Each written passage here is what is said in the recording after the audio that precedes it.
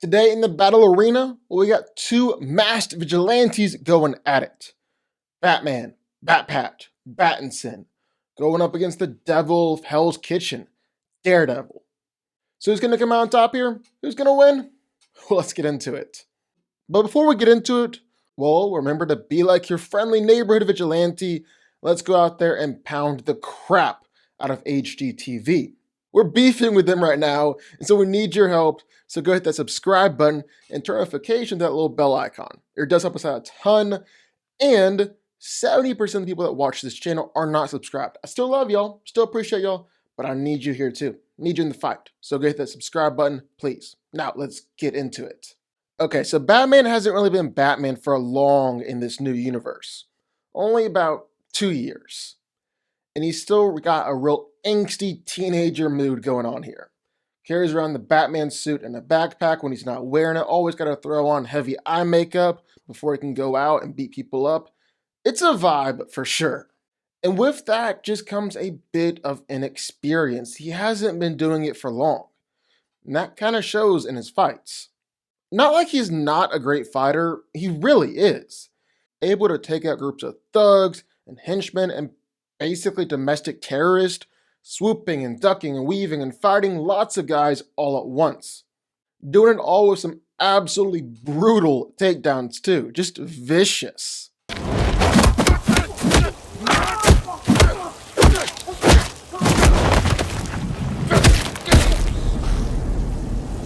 I'm vengeance.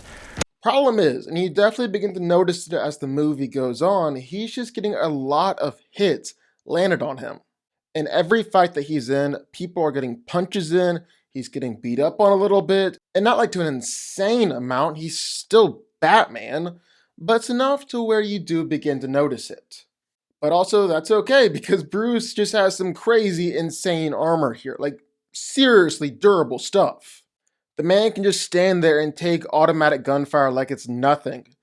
Everything just bouncing off of him and falling right down to the floor. And he can take all sorts of guns too. Pistols, rifles, even head-on shotgun blasts. Batman took it all, which is like crazy. But on top of that, well, he's been electrocuted. He's taken punches and kicks and beatings, taken full head-on explosions, stuff like that. He even jumped on the top of the GCPD building.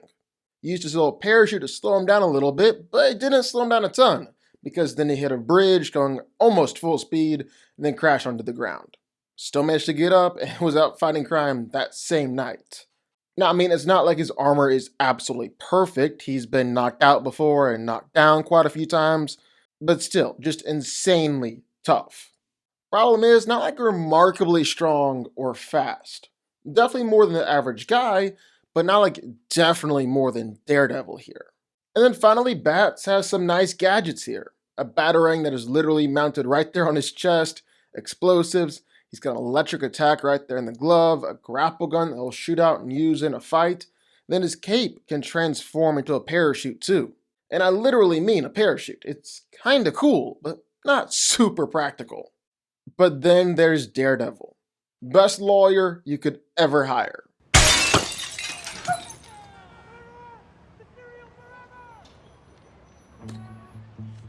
How did you just do that? I'm a really good lawyer. Now, Batman is still more durable here. Like, seriously, cannot stress this enough. The suit is legitimately insane.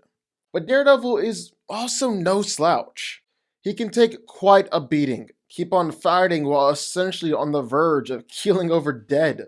His armor is enough to block the occasional bullet. Did I mention that he can take quite a beating? Because yeah, he can.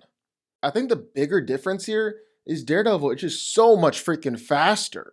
He can knock arrows, other projectiles out of the air, or catch them, or just casually sidestep them. Then the bigger thing is he can dodge bullets.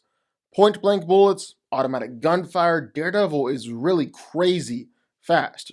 Don't sleep on the guy's speed here. He's also just insanely skilled. Definitely more skilled than Batman. Bruce might get there eventually, he is only 2 years in, but as for now, Matt holds that clear edge. Stick said that Daredevil was the most natural fighter he's ever trained.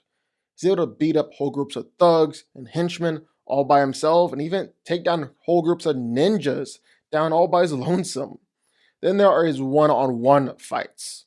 Fought against Punisher while keeping the business end of those guns pointed away from him. Fought Elektra and her swords. Absolutely dominated against Bullseye when it came to close range fighting. He flew Kingpin around when he was just charging him like a big old bull. Then there's his fight with Iron Fist. And Danny is a really good fighter, really skilled. Matt still whooped him. And I think that's really it here. Batman will be a pain to put down because of how durable the armor is. But in just a straight up fight, I think Daredevil is way too skilled and fast and agile, and also just too experienced to lose here. Maybe in a few movies when Batman has some more years under his belt, the tables will turn. But as for now, gotta give it to the devil of Hell's Kitchen. Daredevil wins. But what do you think? Who do you think wins this fight? Daredevil or Batman? What'd you think of the Batman movie? I personally loved it. Seen it like 4 times already. Big fan. But what'd you think? Sound off down below. Also be sure that like button, subscribe button seriously help us. And we will see y'all next time.